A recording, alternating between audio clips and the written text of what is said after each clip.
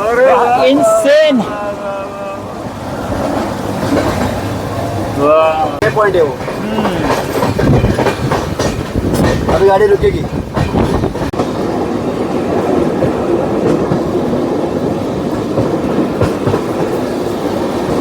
ये व्यू सही है।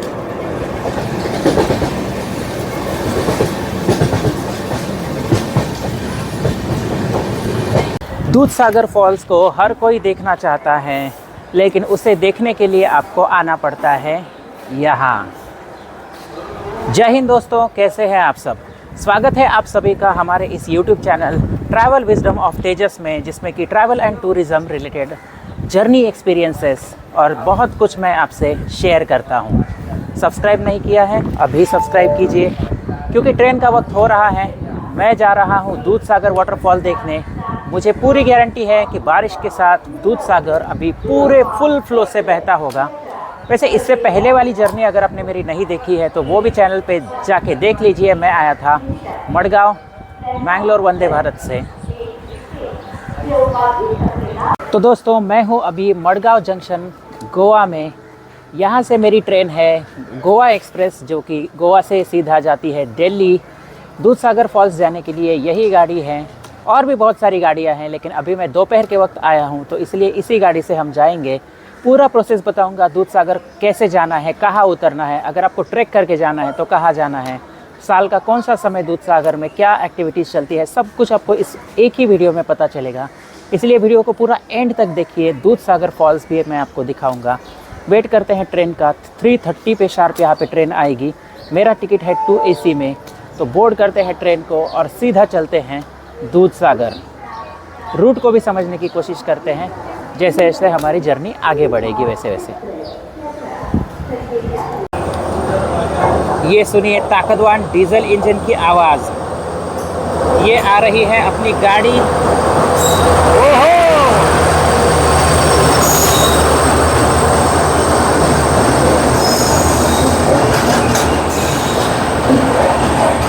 डीजल इंजन की साउंड मुझे बहुत पसंद है, लेकिन मेरा कोच आज का बहुत पीछे है यार उसके, इसलिए डीजल। फाइनली मडगांव से ट्रेन चल चुकी है। एक और नए सफ़र की शुरुआत, नए एक्सपीरियंसेस के साथ। गोवा को बाय बाय करते हैं, और गोवा के साथ जो अधूरी मुलाकात है इसको हम कभी और दिन, किसी और दिन पूरा करेंगे।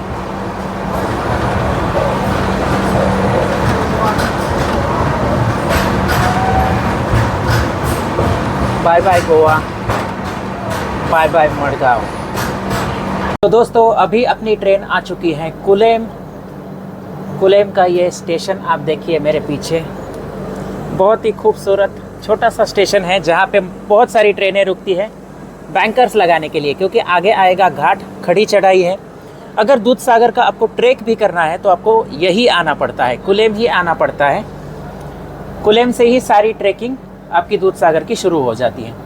जीप सफारी हो या दूधसागर का डायरेक्ट जंगल के थ्रू ट्रैक हो, दोनों ही एक्टिविटीज़ कुलेम से ही होती है। तो कुलेम में ही कुछ ऑफिशियल्स हैं जिनको अलाउड है, जिनके पास लाइसेंस है, तो वही आपको लेके जा सकते हैं। That's it. तो कुलेम ही आइए अगर कभी आपको दूधसागर विज़िट करना है तो। फाइनली ट्रेन कुलेम से निकल चुकी है। पीछे के इंजन शायद ही आपको दिखाई दे, अच्छा खासा कर्व लेके।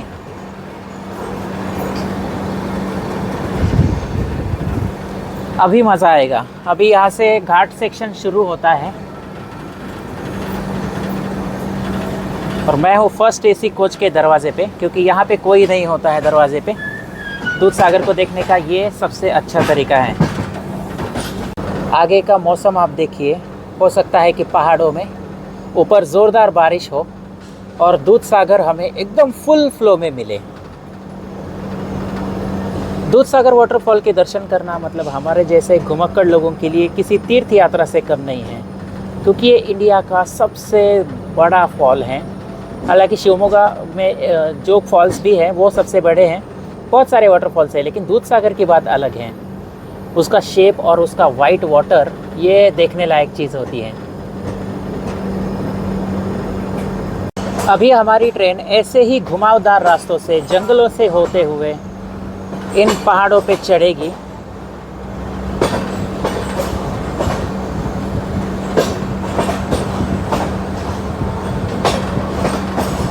पहाड़ों की ठंडी ठंडी हवा जंगलों से आती हुई, और यहाँ पे इलेक्ट्रिफिकेशन की तैयारी चल रही है शायद।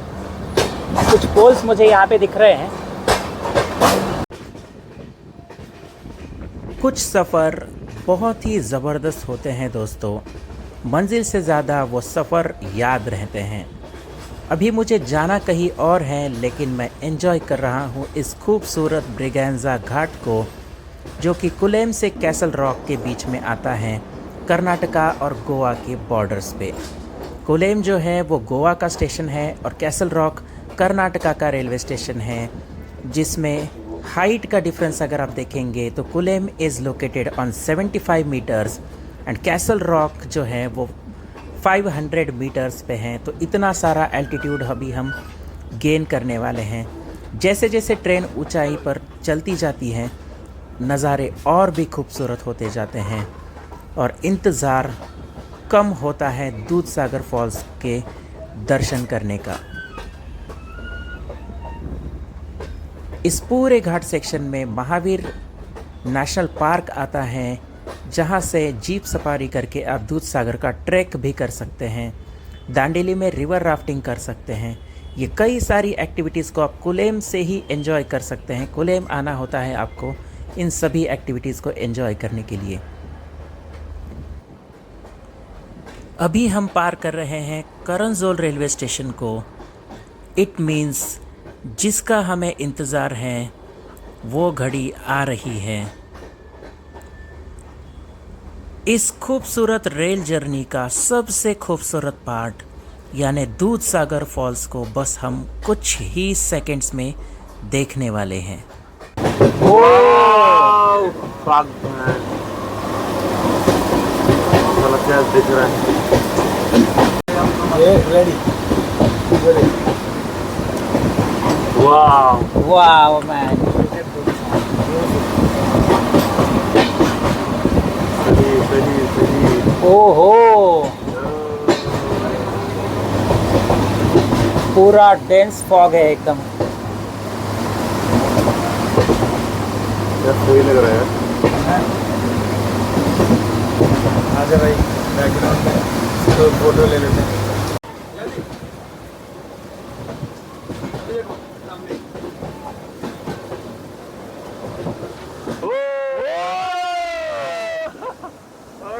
इंसेन,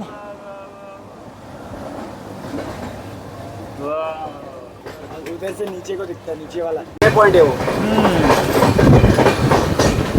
अभी गाड़ी रुकेगी, अभी इधर रुकी है गाड़ी।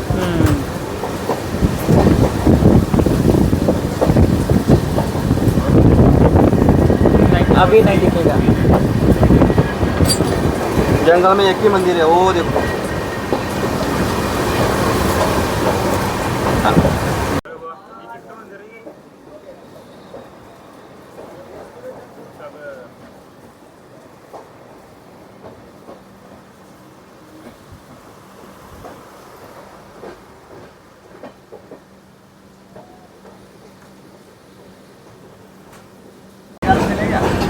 अरे चलते हैं, कितना टाइम लगेगा ये चाय वाला आ रहा है, चाय पीते हैं।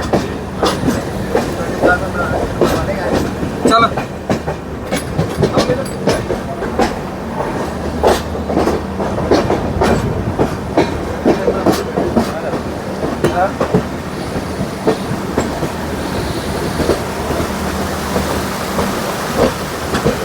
एकदम हेवी बारिश शुरू हो चुकी है अभी, हेवी रेन। ये देखिए पहाड़ों की बारिश टनल में घुस चुके हैं। इस रूट की यही खास बात है।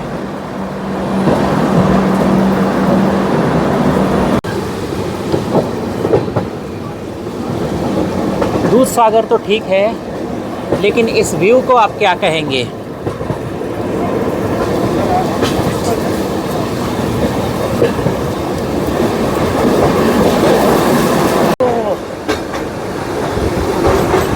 भाई साहब,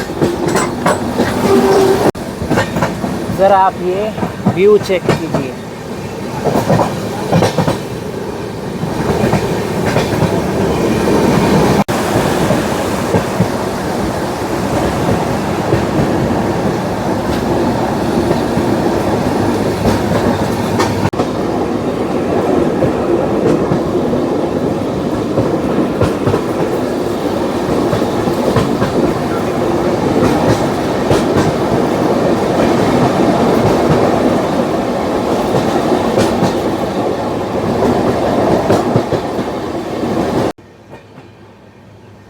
ये रूट केवल दूध सागर के लिए ही फेमस नहीं है, लेकिन अपने ब्रेड टेकिंग सीनरी और इन जंगलों के लिए भी ये रूट जाना जाता है।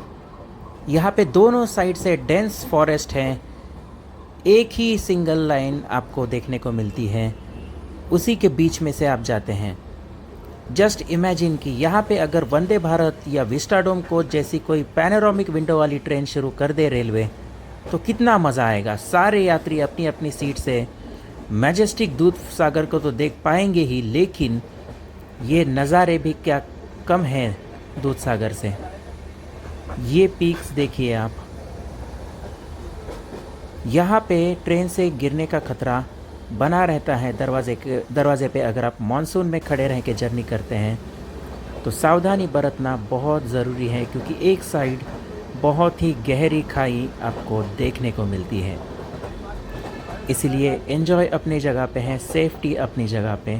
मेक श्योर कि आप सही से यात्रा करें।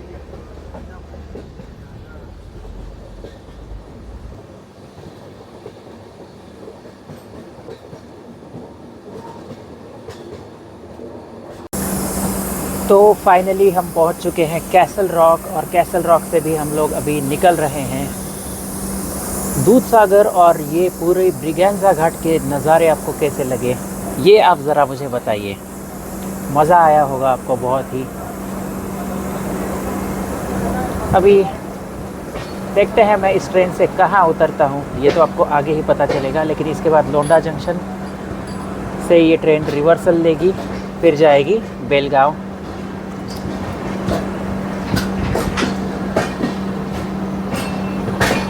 तो दोस्तों फाइनली पहुंच चुका हूं लोंडा जंक्शन।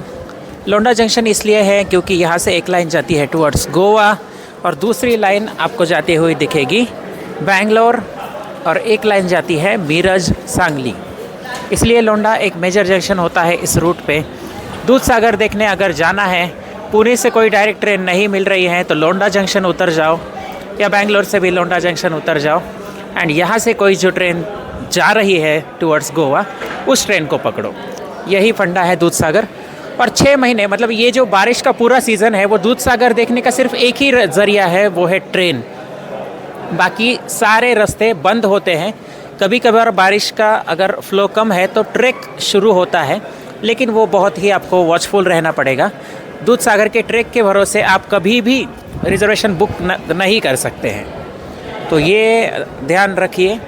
अब यहाँ से ट्रेन जाएगी बेलगांव। ये है गोवा एक्सप्रेस। तो मैं कहाँ उतर रहा हूँ ये आप देखते रहिए आगे। तो लोंडा जंक्शन से अपना डिपार्चर हो रहा है। बेलगांव यहाँ से ज़्यादा दूर नहीं है, हार्डली 50 किलोमीटर्स। तो ट्रेन के लिए तो ये 40-50 मिनट की ही बात है, अगर अच्छी रफ्तार में चले तो।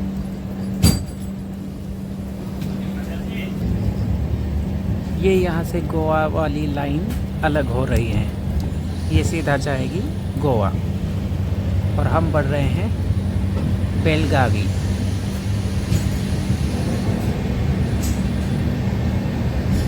तो दोस्तों फाइनली मैं पहुंच चुका हूं बेलगावी, कर्नाटका। ये रही अपनी गोवा एक्सप्रेस। यहाँ से मैं जा रहा हूं मुंबई, #आमची मुंबई। वो ब्लॉग आपके सामने आए ना आए ये बात थोड़ी डाउटफुल है, लेकिन मुंबई के बाद और भी कुछ ब्लॉग्स ज़रूर आएंगे मॉनसून सीरीज़ में, वो बहुत धमाकेदार होंगे, इसकी पूरी गारंटी है। तो बने रहिए चैनल पे। मिलते हैं किसी नेक्स्ट वीडियो में। Bye bye, take care and happy life, happy travelling.